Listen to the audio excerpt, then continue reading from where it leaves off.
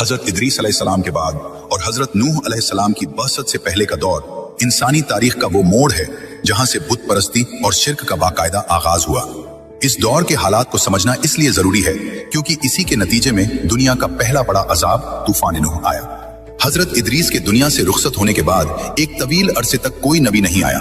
इस दौरान समाज में इल्म की कमी होने लगी और वो नज्म व ज़ब्त जो हजरत इदरीस ने कायम किया था कमजोर पड़ गया।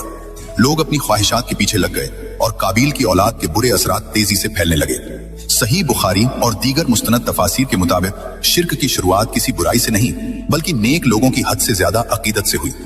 हजरत इदरीस और हजरत नूह के दरमियान कुछ बहुत ही नेक लोग गुजरे थे जिनके नाम थे वद, सुबाह, यहूस, यऊक और नस्र। जब ये नेक लोग इंतकाल कर गए तो शैतान ने उनके चाहने वालों के दिल में ये बात डाली कि उनकी यादगार के तौर पर उनके मुजस्समे बना लिए जाएं ताकि उन्हें देखकर इबादत का शौक पैदा हो।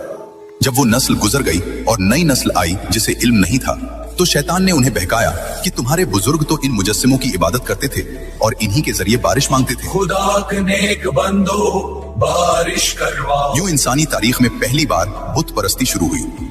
शिर्क के साथ साथ मुआशरे में अखलाकी बिगाड़ भी इंतहा को पहुंच गया। ताकतवर लोग गरीबों पर जुल्म करने लगे और जमीन पर फसाद बर्पा हो गया। लोग अल्लाह के बताए हुए रास्ते को मुकम्मल तौर पर फरामोश कर चुके थे। इसी दौर को तारीख में पहली जाहिलियत से भी तशबीह दी जाती है।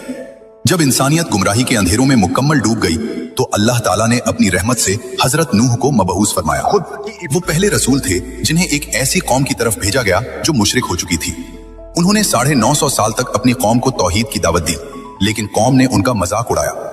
जब कौम की सरकशी हद से गुजर गई तो अल्लाह के हुक्म से एक अजीम तूफान आया जिसने कुफ्र को जड़ से मिटा दिया और सिर्फ वही लोग बचे जो हजरत नूह की कश्ती में सवार थे। इसीलिए हजरत नूह को आदम सानी यानी दूसरा आदम भी कहा जाता है क्योंकि आज की पूरी इंसानी नस्ल उन्हीं की औलाद से है।